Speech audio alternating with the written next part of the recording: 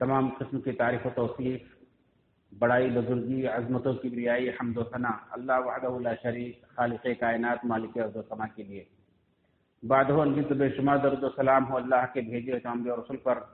خصوصاً آخر میں جناب محمد رسول اللہ صلی اللہ علیہ وآلہ وسلم پر۔ معزز سامعین کرام،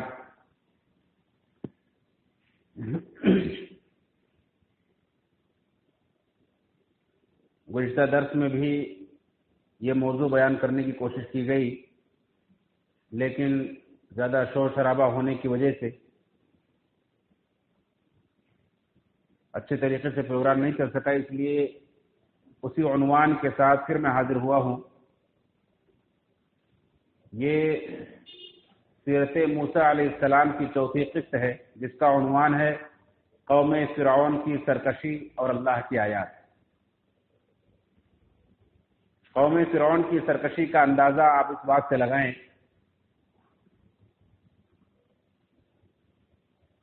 کہ موسیٰ علیہ السلام جب اللہ رب العالمین کی طرف سے نشانیاں لے کر فرعون اور اس کے درباریوں کے پاس آئے اور عصا کی نشانی اور ید بیضا کی نشانی دکھلائی تو انہوں نے ہنسا، مذاق اڑایا، جادوگر کہا اور آخر جادوگروں سے مقابلے کی دعوت دی۔ یہ دو نشانیاں دیکھنے کے باوجود بھی وہ ایمان نہیں لائے۔ آخر انہوں نے شہر کے تمام بڑے بڑے جادوگروں کو بلایا اور ایک مقابلے کا دن متعین کیا، اور پھر ہوا یہ کہ اس مقابلے میں فرعون کے آئے ہوئے سارے جادوگر نہ صرف یہ کہ ہار گئے، شکست کھا گئے، گویا کہ فرعون بری طرح شکست کھا گیا، بلکہ وہ جادوگر موسیٰ علیہ السلام کی صداقت پر، ان کی رسالت پر ایمان بھی لائے۔ یہ جادوگر نہیں ہے بلکہ اللہ کے سچے رسول ہیں۔ یہ اللہ کی طرف سے بہت بڑی نشانی تھی، بہت واضح نشانی تھی، اور فرعون کے لیے بہت بڑی شکست تھی۔ لیکن دیکھیں حکومت کا نشہ اور اس کی سرکشی، اتنی بڑی نشانی دیکھنے کے باوجود بھی اس کی سرکشی اور بڑھ گئی۔ ایمان لانے کے بجائے اس کی سرکشی اور بڑھ گئی۔ اس نے کہا کہ میری اجازت کے بغیر تم لوگ ایمان لے آئے، لگتا ہے تم لوگوں نے پہلے سے ساٹھ گاڑ کر رکھا تھا اور یہ تمہارا بڑا جادوگر ہے، تم لوگ میری حکومت گرانا چاہتے ہو۔ میں تمہیں کامیاب نہیں ہونے دوں گا، بلکہ میں تمہارے ہاتھ پیر الٹے کٹوا دوں گا، سولی پر لٹکا دوں گا۔ وہ جادوگر جو فرعون سے انعام کی لالچ میں آئے تھے، جب ایمان کی دولت سے مالا مال ہوئے تو دنیا کی ہر دولت، ہر ڈر اور خوف کو انہوں نے پیچھے چھوڑ دیا، اور انہوں نے کہا کہ فقض ما انت قاض، جو کرنا ہے کر، انما تقضی فی هذه الحیاۃ الدنیا، تو جو کچھ بھی کرے گا اس دنیا کی زندگی میں کرے گا۔ اور ہم جو ایمان لائے ہیں دنیا نہیں بلکہ ہم آخرت بنانے کے لیے ایمان لائے ہیں۔ ہمیں آخرت کی زندگی مل گئی ہے، اور آخرت کی کامیابی کے سامنے دنیا کی کوئی حیثیت نہیں۔ آخر فرعون نے انہیں سزا دی، وہ سب شہید ہو کر اللہ رب العالمین کی جنت میں پہنچ گئے، لیکن فرعون ایمان نہ لایا بلکہ اپنی سرکشی میں اور آگے بڑھ گیا، اور اس کے درباری بھی اسے اکسانے لگے۔ ظاہر سی بات ہے اتنی بڑی شکست کھانے کے بعد اسے کتنا بڑا صدمہ پہنچا ہوگا، کتنے بڑے صدمے میں چلا گیا ہوگا کہ کچھ سجھائی نہیں دے رہا ہے، کیا کیا جائے، اس دعوت کو کیسے روکا جائے۔ اور جب بھی انبیاء کرام اللہ کی آیات کے ساتھ قوموں کے پاس آئے ہیں، اور قوم جب ان کے سامنے لاجواب ہو جاتی ہے، عاجز ہو جاتی ہے،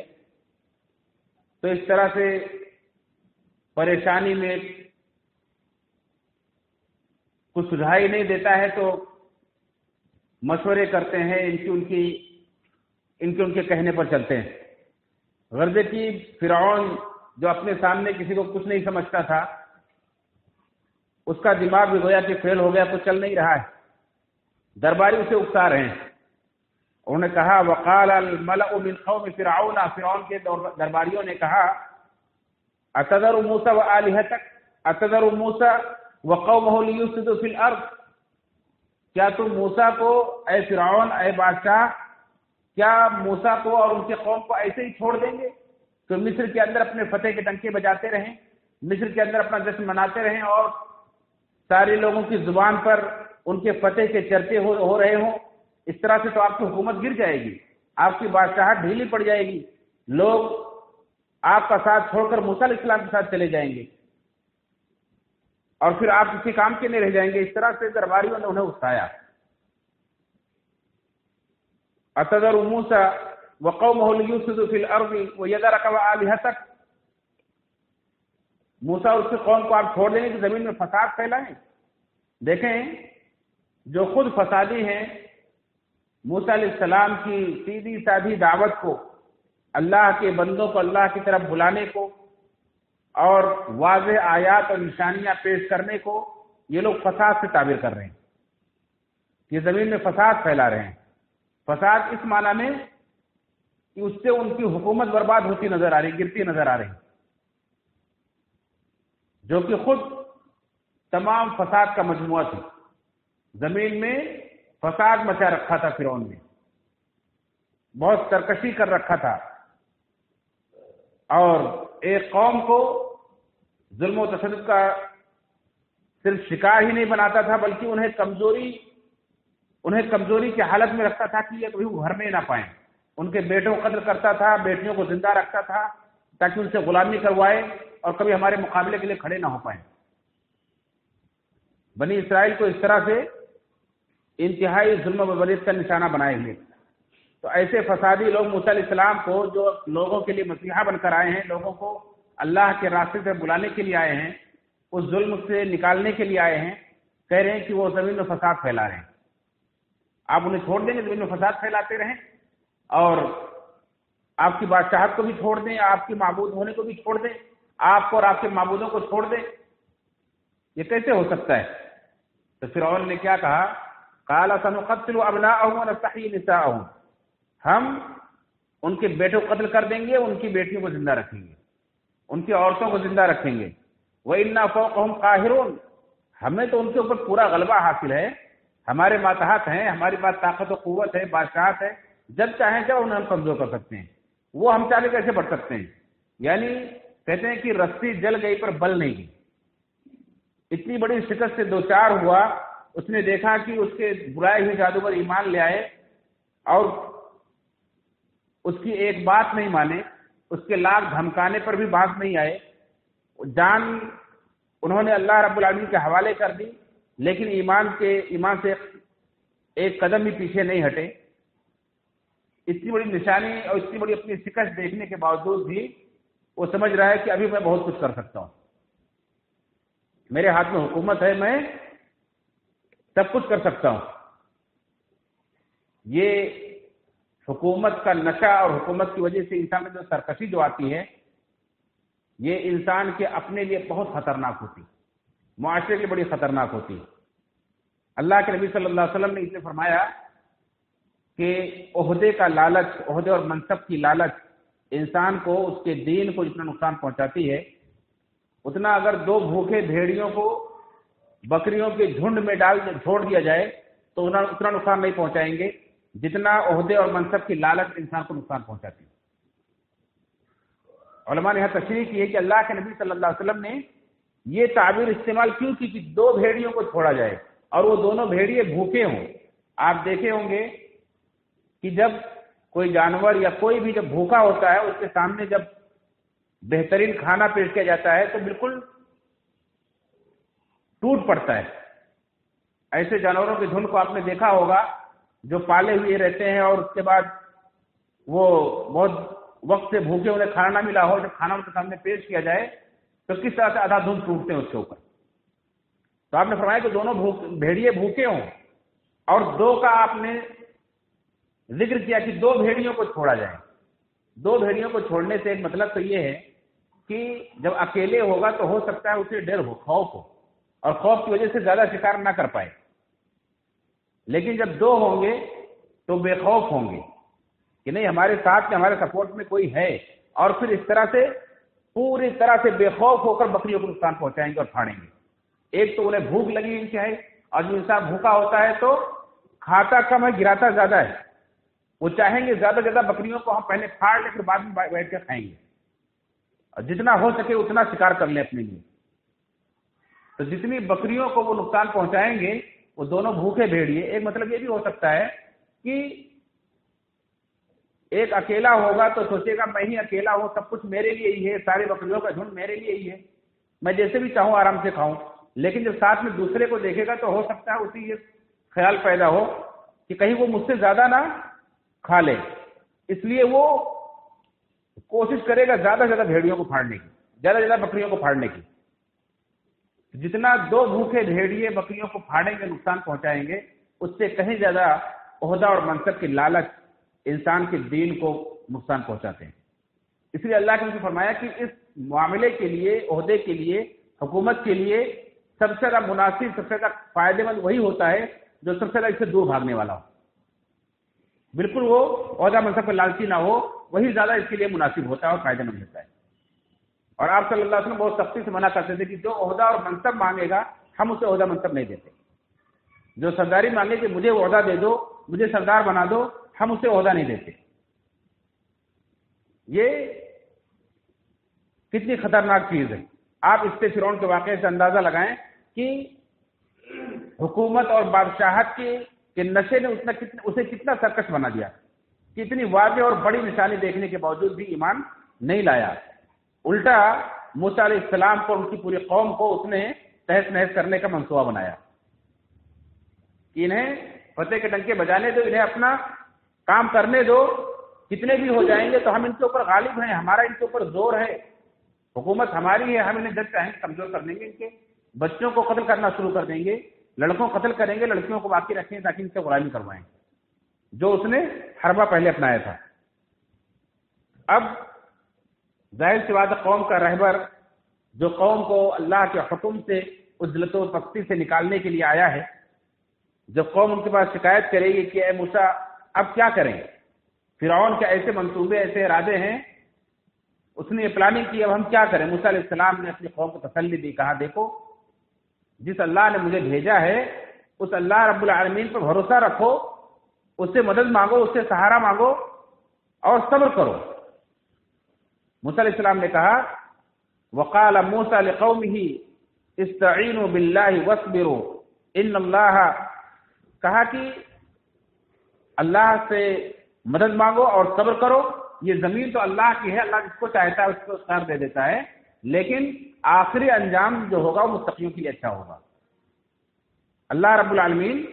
آخری انجام متقیوں کا کرے گا. اور اس طرح سے قوم بنی اسرائیل نے اللہ رب العالمین سے مدد مانگی. اللہ رب العالمین نے اس کے بعد فرعون کو وہ موقع ہی نہیں دیا کہ وہ بنی اسرائیل کے بیٹوں کو قتل کرے, بیٹوں کو زندہ رکھے, بلکہ لگاتار اس کو عذاب کا شکار بنایا, طرح طرح کی پریشانیوں میں اسے گھیر دیا, الجھا دیا. جس طرح سے ہم دیکھتے ہیں کہ کچھ لوگ فساد سے بھری ہوئی پلاننگ کرتے ہیں اور پھر اللہ رب العالمین ایسی آفتیں, ایسی مصیبتیں لے آتا ہے کیونکہ پلاننگ دھری کی دھری رہ جاتی ہے. اللہ رب العالمین نے فرعون کی اس پلاننگ کے مقابلے میں کیا کیا کہ اسے طرح طرح کے عذاب میں گھیر لیا, اور لگاتار یکے بعد دیگرے کئی قسم کے عذاب اس پر آئے. تقریباً 6 عذاب اس کے اوپر آئے. یہ 3 نشانیاں تو اس نے بڑی بڑی دیکھی تھی. اس کے بعد اللہ رب العالمین نے فرمایا وَلَقَدْ أَخَذْنَا آلَ فِرْعَوْنَ بِالسِّنِينَ وَنَقْصٍ مِّنَ الثَّمَرَاتِ لَعَلَّهُمْ يَذَّكَّرُونَ, کہ ہم نے فرعون کو اور اس کی قوم کو, آل فرعون کو قحط سالی میں اور پھلوں کی کمی میں ہم نے گرفتار کیا, پکڑ لیا.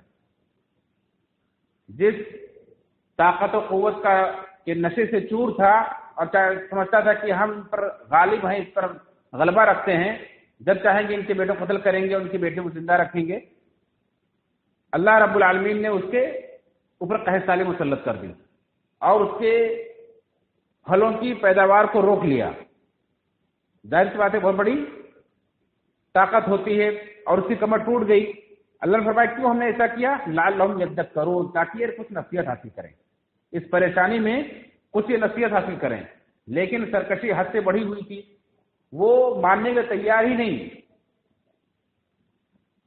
جب کوئی مصیبت آتی، پریشانی آتی، تو اپنی قوم کو بہکاتا اپنی حکومت بچانے کے لیے کسی بھی طرح سے کہتا کہ دیکھو یہ موسیٰ علیہ السلام اور ان کے اوپر جو ایمان لائے ہیں ان کی وجہ سے مصیبت آ رہی ہے، اور جب وہ ٹل جاتی تو کہتا دیکھو ہماری وجہ سے ٹل گئی۔ اللہ نے فرمایا فَإِذَا جَاءَتْهُمُ الْحَسَنَةُ قَالُوا لَنَا هَٰذِهِ وَإِن تُصِبْهُمْ سَيِّئَةٌ يَطَّيَّرُوا بِمُوسَىٰ وَمَن مَّعَهُ، کہ جب کوئی اچھائی آتی، بھلائی آتی تو کہتا ہے یہ ہمارے لیے، ہم اس کے مستحق ہیں، یہ ہمارے لیے۔ اور جب پریشانی آتی، مصیبت آتی،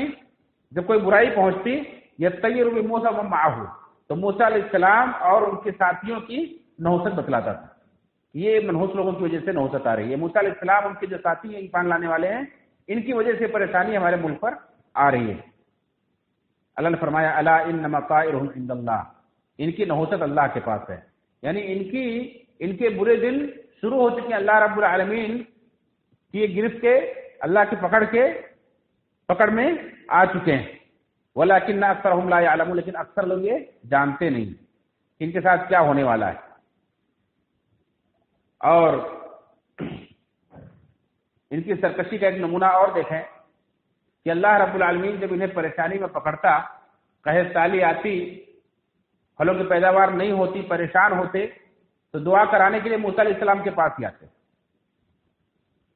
دعا کرانے کے لیے موسیٰ علیہ السلام کے پاس ہی آتے تھے کہ اے موسیٰ تم تو اللہ کے بھیجے ہوئے ہو، تم لوگوں کو بھلائی کا حکم دیتے ہو، برائی سے منع کرتے ہو، لوگوں کے کام آتے ہو، لوگوں کو ظلم سے نکالنے کے لیے آئے ہو، تو ہماری بھی مدد کرو۔ موسیٰ علیہ السلام سے اللہ رب العالمین سے دعا کر دو کہ اللہ تعالیٰ پریشانی ہٹا دے، تو ہم بھی تمہارے ساتھ ہو جائیں گے، ہم ایمان لے آئیں گے۔ لیکن جیسے ہی پریشانی ہٹتی تھی پھر یہ لوگ پلٹ جاتے تھے۔ قرآن کریم کی آیات میں اللہ نے اس کا ذکر کیا ہے کہ وَلَمَّا وَقَعَ عَلَيْهِمُ الرِّجْزُ قَالُوا يَا مُوسَى ادْعُ لَنَا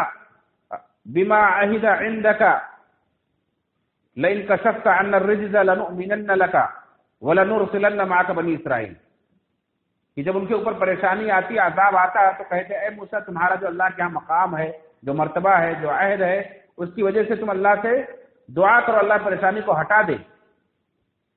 اور اگر یہ پریشانی ہم سے ہٹ گئی، لئن کشفت عنا الرجز، اگر اس عذاب کو تو نے ہم سے ہٹا دیا، لنؤمنن لک، تو ہم ایمان لے آئیں گے، ولنرسلن معک بنی اسرائیل، اور ہم بنی اسرائیل کو چھوڑ دیں گے، تمہارے ساتھ بھیج دیں گے۔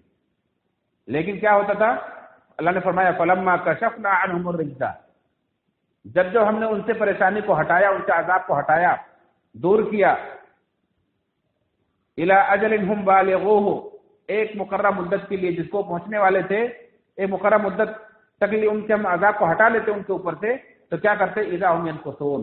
تو لوگ پھر پلٹ جاتے، وہ پلٹی مار جاتے تھے۔ اور اس طرح سے ایک بار نہیں ہوا، جب عذاب آتا تھا تو ایسا کرتے تھے، یہاں تک کہ اللہ رب العالمین نے فرمایا کہ اس کے بعد ہم نے انہیں کس قدر عذاب میں پکڑا۔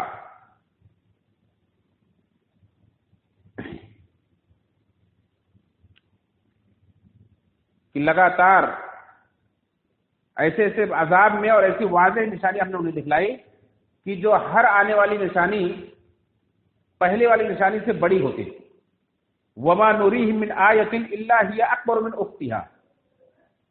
جو پہلے نشانی آتی اس کے بعد ایک نشانی جو آتی وہ پہلے سے بڑی ہوتی تھی۔ اتنی واضح اور کھلی نشانیاں دیکھنے کے باوجود بھی یہ لوگ ایمان نہیں لاتے تھے۔ ان کی سرکشی کا آپ اندازہ لگائیں کس قدر شرکت سے اللہ رب العالمین نے واقعی سچ فرمایا ہے کہ ان الذین حقت علیہم کلمۃ ربک لا یؤمنون ولو جاءتهم کل آیۃ حتی یروا العذاب العلیم، کہ جن کے اوپر یہ کلمہ اللہ کی طرف سے واجب ہو چکا ہے کہ ایمان نہیں لائیں گے، تو وہ ایمان نہیں لائیں گے، چاہے وہ ساری نشانیاں دیکھ لیں۔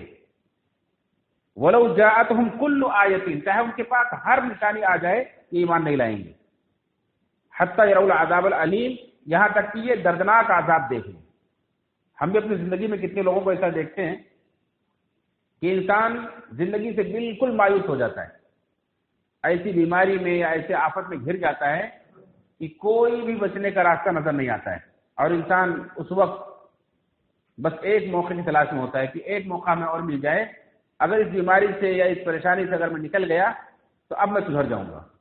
لیکن ہم نے دیکھا ایسے لوگوں کو بھی جو اللہ رب العالمین نے انہیں اس بیماری سے پریشانی سے اٹھایا اور وہ پھر سے صحت مند ہوئے، لیکن پھر اپنی اسی روش پر چلے، پھر وہی سرکشی۔ تو اس طرح سے واقعی اللہ رب العالمین کا فرمان یہ سچ ہے کہ جس کے اوپر یہ کلمہ صادق ہو چکا ہے کہ ایمان نہیں لانے والا ہے، وہ چاہے ہر طرح کی نشانی اس کو دکھلا دی جائے وہ ایمان نہیں لائے گا۔ ایسے لوگوں کے بارے میں اللہ نے فرمایا ہے ان الذین کفروا سواء علیہم انذرتہم ام لم تنذرہم لا یؤمنون، جن لوگوں نے کفر کیا چاہے آپ انہیں ڈرائیں یا نہ ڈرائیں برابر ہے، سواء علیہم انذرتہم ام لم تنذرہم لا یؤمنون، یہ لوگ ایمان نہیں لائیں گے۔ ایسے لوگ ہوتے ہیں۔ تو اللہ رب نے فرمایا کہ ہم نے انہیں کئی نشانیاں دکھلائیں اور ہر نشانی پہلی نشانی سے بڑی ہوتی، چنانچہ قحط سالی کا عذاب اللہ نے ہٹا دیا۔ انہوں نے وعدہ کیا تھا کہ ایمان لے آئیں گے لیکن نہیں ایمان لائے، پلٹ گئے۔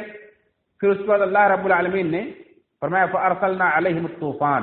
ہم نے ان کے اوپر طوفان بھیجا۔ جب طوفان آیا سب کچھ ان کا تہس نہس ہو گیا، پریشان ہوئے، اور اس سے مراد سیلاب لیا بعض علماء نے کہ پانی بھر گیا ان کے گھروں میں اور کھیتوں میں، ہر جگہ بالکل کوئی کام کرنے کے لائق نہیں رہ گئے، کھیتی کرنے کے لائق نہیں رہ گئے۔ پھر موسیٰ علیہ السلام کے پاس آئے، دعا کر دیجیے، موسیٰ علیہ السلام نے دعا کیا، پھر پلٹ گئے، نہیں مان لائے۔ والجراد، پھر اس کے بعد ہم نے ٹڈی کا عذاب بھیجا، ٹڈی کا عذاب آیا۔ ٹڈی ایک چھوٹا سا کیڑا ہوتا ہے جسے ابھی ہم نے لاک ڈاؤن سے پہلے غالباً دیکھا ہوگا کہ بہت سارے علاقوں میں بہت بڑی تعداد میں آئے تھے، اور یہ جس کھیت میں اتر جائیں کھیت کو صاف کر دیتے ہیں۔ تو ٹڈی کا عذاب اللہ نے بھیجا، جھنڈ کے جھنڈ ان کے پاس ٹڈیاں آئی اور ان کے پورے پھلوں کو، پورے کھیت کو، باغات کو، سب کو چاٹ دی۔ اس عذاب سے پریشان ہوئے، موسیٰ علیہ السلام کے پاس پھر آئے، دعا کر دی کہ موسیٰ علیہ السلام نے دعا کیا، پھر یہ لوگ پلٹ گئے، ایمان نہیں لائے۔ پھر اس کے بعد اللہ نے جوؤں کا عذاب بھیجا، والقمل، یہ قرآن کی آیات ہیں سب، سورہ اعراف کی آیت نمبر 130 سے 137 آپ پڑھیں گے، یہ ساری آیتوں کا اس میں ہر چیزوں کا ذکر ہے کہ جوئیں کا عذاب آیا، قمل کا عذاب آیا، کہ ان کے گھروں میں، ان کے بستروں میں، ان کے بدن پہ، سروں میں، ہر جگہ جوئیں، کھانے پینے اور انہیں سونے میں، اٹھنے بیٹھنے میں، ہر چیز میں پریشانی ہونے لگی۔ آپ سوچیں کہ انسان کی کیا حالت ہوگی اگر اس کے سر سے لگاتار جوئیں ٹپک رہی ہوں، اور جب ہر جگہ، ہر چیز میں، کھانے پینے کی چیزوں میں، برتن میں، بستر میں، ہر جگہ جب جوئیں ہوں، انسان کی کیا کیفیت ہوگی؟ پریشان ہو گئے۔ آخر اللہ رب العالمین نے وہ عذاب ان سے ہٹا دیا موسیٰ علیہ السلام کی دعا کے نتیجے میں۔ والضفادع، اس کے بعد میڈکوں کا عذاب بھیجا کہ ان کے کھانے پینے کے سامان میں، ان کے برتنوں میں، یہاں تک کہ تفسیر میں لکھا ہوا ہے کہ اگر یہ منہ کھولتے تھے کچھ کھانے کے لیے تو میڈک اس کے منہ میں چلے جاتا تھا۔ اس قدر اللہ کا عذاب کوئی معمولی نہیں ہوتا ہے، انسان اس سے بچ نہیں سکتا ہے، بچنے کی لاکھ تدبیریں کر لے، جب اللہ رب العالمین چاہے تبھی اس سے بچ سکتا ہے، کیونکہ اللہ رب العالمین جب پکڑے کسی کو تو پھر اللہ رب العالمین کے سوا اور کوئی دوسرا دنیا میں نہیں جو بچا سکے، یا انسان کی کوئی تدبیر کام نہیں آتی۔ جیسا کہ آپ سنیں گے کہ اس شخص نے یہی کہا تھا کہ تمہارے پاس لاکھ حکومت ہے، لاکھ تمہارے پاس آج اسباب و وسائل ہیں، سب کچھ ہے، لیکن اللہ کا عذاب جب آئے گا تو کون تمہاری مدد کرے گا؟ وہ شخص جو فرعون کی قوم میں سے تھا، اپنے ایمان کو چھپائے ہوئے تھا، اس نے جب دیکھا کہ یہ فرعون سرکشی میں انتہائی آگے بڑھ چکا ہے اور اب یہ خود اللہ کے نبی کو قتل کرنا چاہتا ہے، تب اس مرد مومن نے اپنے ایمان کو ظاہر کیا اور انہیں نصیحت کی۔ چنانچہ اللہ رب العالمین نے انہیں ان کے اوپر میڈے کا عذاب بھیجا، پھر بھی ایمان نہیں لائے۔ پھر اس کے بعد خون کا عذاب بھیجا، یعنی ان کے کھانے پینے کی چیزوں میں خون، یہ اگر کہیں سے بھی پانی لے کر آئیں، دریا سے نکال کر لائیں اور منہ میں ڈالنا چاہیں تو خون بن جاتا تھا۔ اس طرح سے اللہ نے انہیں پکڑا طرح طرح کے عذاب میں، لیکن ان کے تکبر میں کمی نہیں۔ اللہ نے فرمایا فَأَرْسَلْنَا عَلَيْهِمُ الطُّوفَانَ وَالْجَرَادَ وَالْقُمَّلَ وَالضَّفَادِعَ وَالدَّمَ آیات مفصلات۔ کہ ہم نے ان کے اوپر بھیجا طوفان کو، ٹڈیوں کو، جوئیں کو، میڈکوں کو، خون کو، آیات مفصلات بالکل واضح نشانیاں، فاستکبروا، لیکن انہوں نے تکبر ہی کیا، یہ اپنی سرکشی میں آگے ہی بڑھتے چلے گئے، وکانوا قوم مجرمین، یہ تھے ہی مجرم لوگ، اس قدر ہی آگے بڑھ گئے۔ آخر جب اتنا زیادہ نشانیاں، تقریباً 3 نشانیاں پہلے اور 6 یہ ملا کر کے 9 نشانیاں اللہ رب العالمین نے فرعون کو، اس کی قوم کو دکھلائی، لیکن اس کے باوجود بھی یہ ایمان نہیں لایا۔ اب اس کے بعد اس کی سرکشی یہاں تک بڑھ گئی کہ اس نے کہا کہ اے میرے قوم کے لوگوں، میں چاہتا ہوں کہ موسیٰ علیہ السلام کو ہی قتل کر دوں تاکہ پورا معاملہ ہی ختم ہو جائے۔ جیسے اللہ کے نبی صلی اللہ علیہ وسلم کے بارے میں آپ نے سنا کہ مکہ کے اندر 13 سال تک اللہ کے نبی صلی اللہ علیہ وسلم نے دین کی دعوت کا کام کیا، لیکن دن بدن لوگوں کی سرکشی بڑھتی گئی، یہاں تک کہ لوگوں نے یہ تک پلان کر لیا کہ اب ان کی دعوت کو روکنے کا کوئی بھی حربہ کامیاب نہیں ہو رہا ہے، تو اب ان کا خاتمہ ہی کر دیا جائے۔ اور پھر وہی ان کی بربادی کا سبب بن گیا کہ جب تک اللہ کے رسول صلی اللہ علیہ وسلم وہاں تھے، دعوت کا کام کر رہے تھے، ان کے لیے موقع تھا، ایمان لائیں یا نہ لائیں، اللہ کے عذاب سے محفوظ سے بچے ہوئے تھے۔ جب قتل کا منصوبہ بنایا تو اللہ کے رسول صلی اللہ علیہ وسلم کو مکہ چھوڑنا پڑا، ہجرت کرنی پڑی، اور اس کے بعد مکہ کے لوگوں کا آخری وقت آ گیا، وہ ابو جہل، ابو لہب وغیرہ سب اپنے انجام کو پہنچ گئے۔ تو اس طرح سے موسیٰ علیہ السلام قتل کا منصوبہ بنایا فرعون نے، اور اس نے کہا وقال فرعون ذرونی اقتل موسیٰ وليدعو ربہ انی اخاف ان یبدل دینکم او ان یظہر فی الارض الفساد۔ پریشان ہو گیا فرعون، اس نے کہا کہ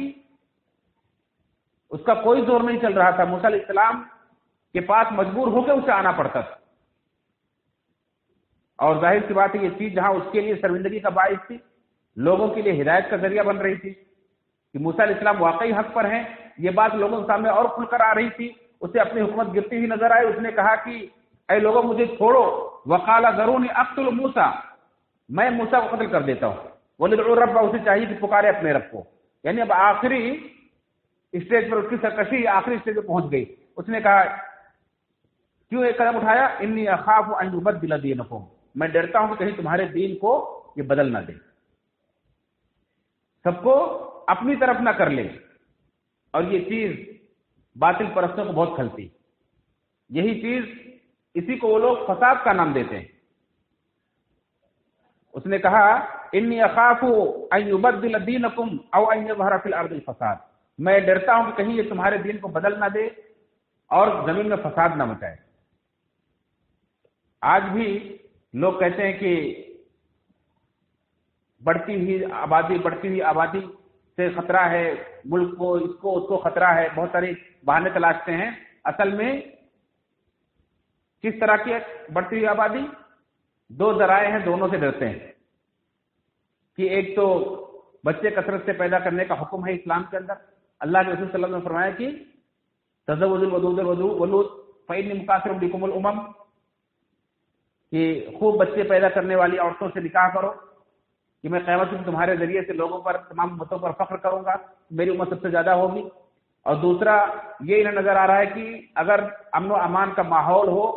تو لوگ دین اسلام کو اس علم کی روشنی میں بہت تیزی سے قبول کرتے جا رہے ہیں، جسے باطل پرست در اندازی کا نام دیتے ہیں کہ باہر سے لوگ آ رہے ہیں، باہر سے کوئی نہیں آ رہا ہے، گھر کے ہی لوگ ہیں۔ جب انہیں اللہ تعالیٰ ہدایت دیتا ہے، دین اسلام کو قبول کرتے ہیں، تو وہ مسلمانوں کی تعداد بڑھ جاتی ہے اور یہ انہیں کھلتی ہے، اسے وہ فساد کا پیش خیمہ سمجھ رہے ہیں کہ یہ تو ہماری طاقت ختم ہو جائے گی اور یہ زیادہ ہو جائیں گے، بڑھ جائیں گے۔ تو اس طرح سے فرعون کو خطرہ ہوا کہ اس طرح سے تو لوگوں کا دین بدل کے موسیٰ علیہ السلام اپنی طرف کر لیں گے اور زمین میں فساد مچا دیں گے، یعنی ہماری حکومت کا خاتمہ ہو جائے گا۔ پھر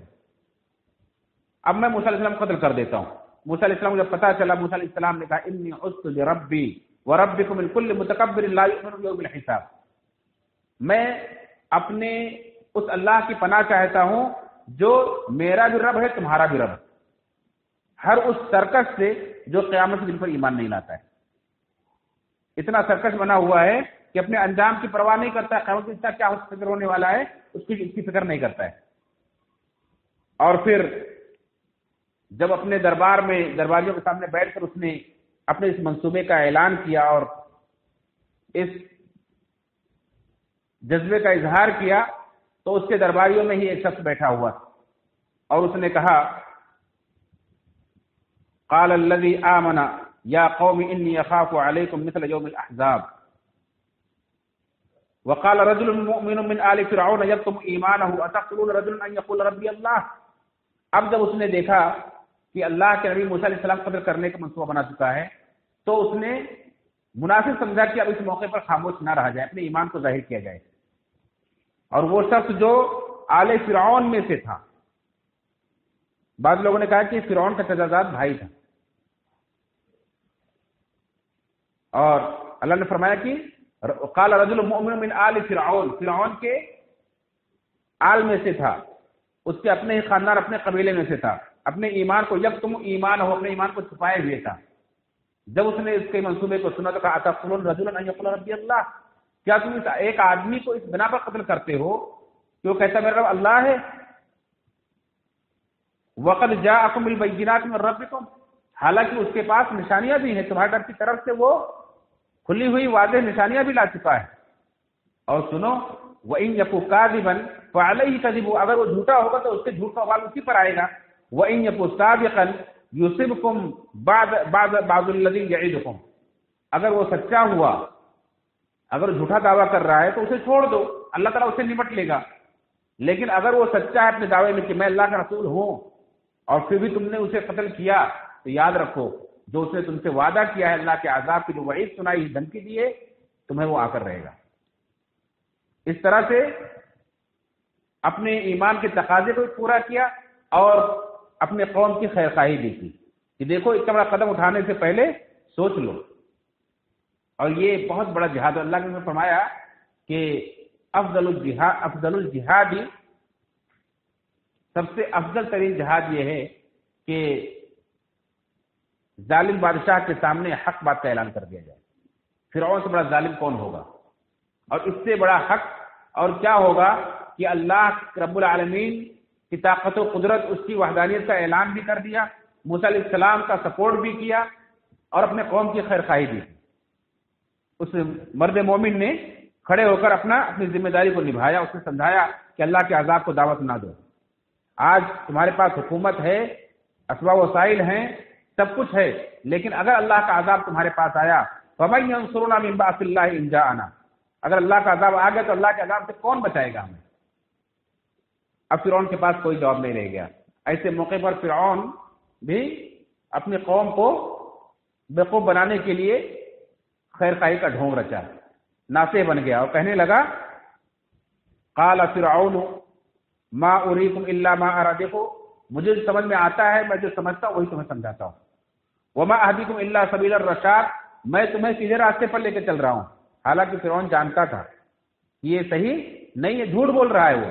لیکن ابھی بھی اپنی قوم کو بہکا رہا ہے کہ دیکھو میں جو سمجھ رہا ہوں صحیح وہی تم کو سمجھا رہا ہوں، اور میں صحیح سمجھ رہا ہوں، میں تم کو سیدھے راستے پر لے کے چل رہا ہوں. اللہ نے فرمایا کہ اس نے اپنی قوم کو بیوقوف بنایا. فاستخف قومه، اپنی قوم کو اس نے بیوقوف بنایا. فاطاعوه، اس کی قوم کے لوگوں نے اس کی بات مان لی. مرد مومن نے نصیحت کی لیکن اس کی بات کو لوگوں نے نظر انداز کر دیا، فرعون کی باتوں میں آ گئے. اور پھر فرعون نے انہیں کیسے پٹی پڑھائی، کیسے سمجھایا، کہا دیکھو اگر وہ اللہ کے بھیجے ہوئے تھے تو ان کے پاس ان کے ساتھ فرشتوں کا جھنڈ آنا چاہیے تھا، ان کے اوپر سونے کے کنگن ہونے چاہیے تھے، اور ان کے پاس ایسا کچھ بھی نہیں ہے. میرے پاس دیکھو مصر کی حکومت ہے، میرے نیچے نہریں بہ رہی ہیں، میرے پاس اتنے اسباب وسائل ہیں، اگر میں غلط ہوں تو یہ سب مجھے کیسے حاصل ہے؟ جیسے مکہ کے لوگوں نے کہا تھا کہ اللہ تعالیٰ کو اگر نبی ہی بنانا تھا تو ان دو بڑی بستیوں میں مکہ اور طائف کے اندر کوئی بڑا سردار آدمی نہیں ملا تھا، محمد صلی اللہ علیہ وسلم ایک گمنام آدمی ملے تھے. تو اس طرح سے انہوں نے لوگوں کو بہکانے کے لیے اللہ کے نبی صلی اللہ علیہ وسلم کو اس طرح سے چھوٹا کر کے پیش کیا. ایسے فرعون نے موسیٰ علیہ السلام کو چھوٹا کر کے پیش کیا اور اپنے آپ کو بڑا کر کے پیش کیا. کہا دیکھو میں اپنے علاوہ تمہارا اور کوئی رب نہیں جانتا ہوں، میں ہی تمہارا رب ہوں. اور اس طرح سے اس کی قوم نے اس کی بات مان لیا. نے فرمایا وکانوا انہم کانوا قوما فاسقین، یہ تھے ہی فاسق لوگ، یہ نافرمان لوگ تو برے لوگ تھے، اور جو فاسق ہوتے ہیں نافرمان ہوتے ہیں ان کی عقل بھی کام نہیں کرتی، وہ برے لوگوں کی ہی بات مانتے ہیں۔ آج بھی آپ دیکھیں ہم ہر طرف اپنے لیڈروں اور اپنے ذمہ داروں کا رونا روتے ہیں، لیکن جو فاسق و فاجر لوگوں کی جو اکثریت ہے انہیں کو پسند بھی کرتے ہیں، انہیں کو، ایسے لوگوں کو، بدماشوں کو چن کر لاتے بھی ہیں جو بعد میں انہیں ستاتے ہیں، بس انہیں کے گن گاتے، انہیں کے نعرے لگاتے ہیں، وہ اندھے ہو جاتے ہیں کیونکہ انہیں وہ برائیاں کرنے کی آزادی دیتے ہیں، ان کی برائیوں میں ان کا ساتھ دیتے ہیں۔ تو اس طرح سے فرعون کی یہ قوم جو فرعون کے بہکاوے میں آ گئی، اتنی بڑی نشانیاں دیکھنے کے بعد ایمان نہیں لائی، کیوں ایسا کی؟ اس نے، اللہ نے فرمایا انہم کانوا قوما فاسقین، یہ لوگ تھے ہی نافرمان، یہ تھے ہی فاسق و فاجر لوگ، گنہگار لوگ تھے۔ فلما آسفونا، جب انہوں نے ہمیں غصہ دلایا، انتقمنا منہم، تو ہم نے ان سے انتقام لیا، فاغرقناہم اجمعین، تو ہم نے ان سب کو ڈبو دیا، فجعلناہم سلفا ومثلا للآخرین، اور ہم نے انہیں پچھلے لوگوں کے لیے عبرت بنا دیا، انہیں گیا گزرا بنا دیا، اور بعد میں آنے والے لوگوں کے لیے انہیں عبرت کا سامان بنا دیا۔ اور کس طرح سے اللہ رب العالمین نے انہیں ڈبویا، انشاءاللہ ان کے فرعون کے اور اس کے پورے قوم کے غرق ہونے کا واقعہ انشاءاللہ اگلے